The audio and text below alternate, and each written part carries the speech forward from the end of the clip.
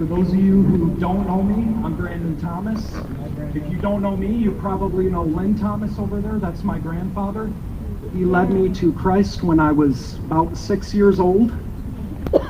But after that, I didn't do too much with that most of my life. I spent most of my life living on my own, not really going to a church.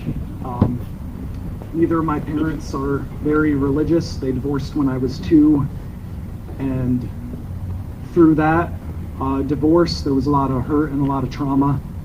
And then eventually, due to different abuses that I suffered from my father, he is no longer a part of my life. So through all that, I went through years of just this struggle with abandonment, never feeling like I was good enough. It carried on into friendships where if the friendship didn't work out, I would put the blame on myself. Carried into relationships where if it didn't work out, I would put the blame on myself again.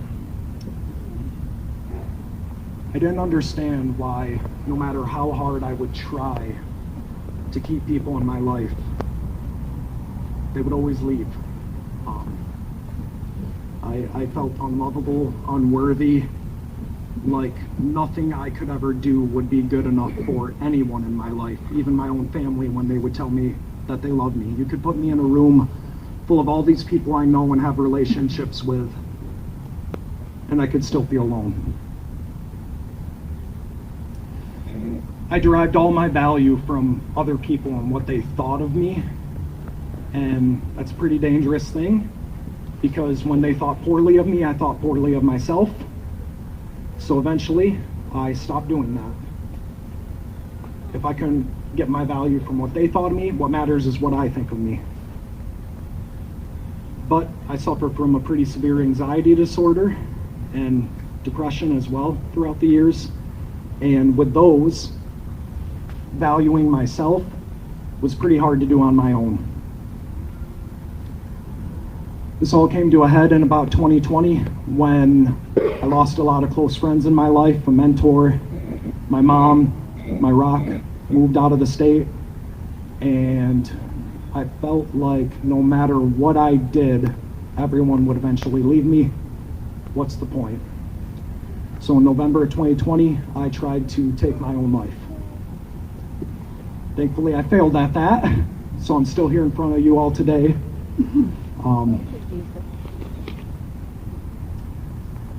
So I tried living life on my own, and I did believe in God, but having not done much with that, I didn't really go to church or anything like that.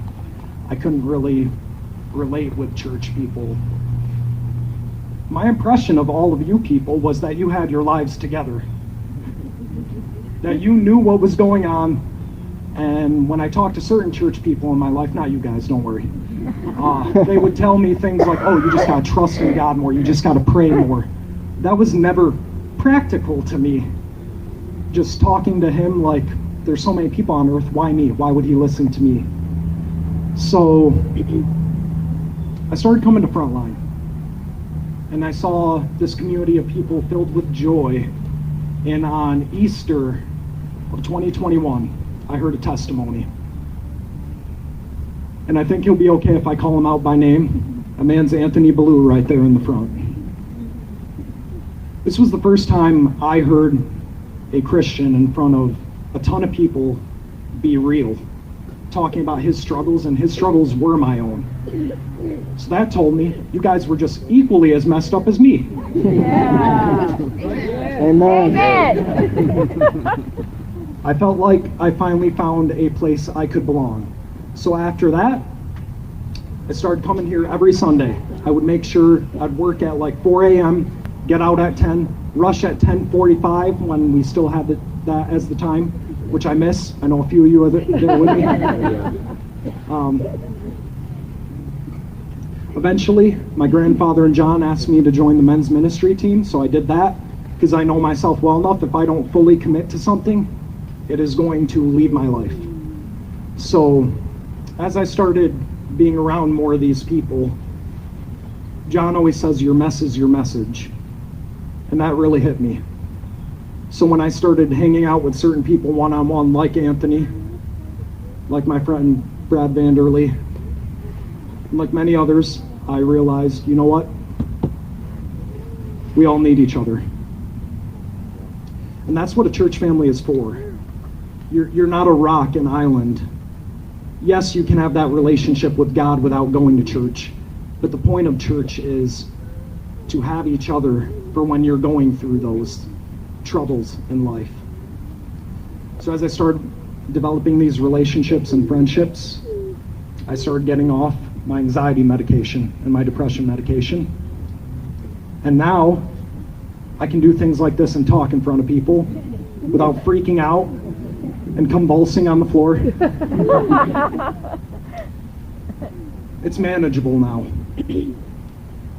And I give that credit to people like my grandfather, like Anthony, like John, Moments with Leo, and all these other people who are here, Bob Dolson. I could keep calling out names. I have all these people who I know I can trust in.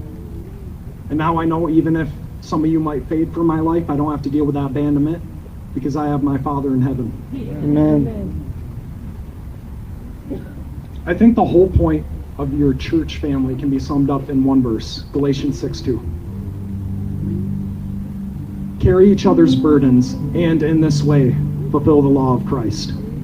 We aren't meant to go through this whole thing alone. We need a family. We need a community. We need people to be upfront and honest about their problems.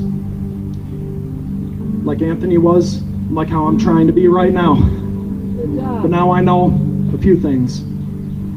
I am not alone. Amen. I am valued. Yes. Amen. I am loved. Yes. And I am made in His image. I am no longer a slave to my anxiety, my depression, my suicidal tendencies. My chains are gone, and I've been set free. Amen. Amen.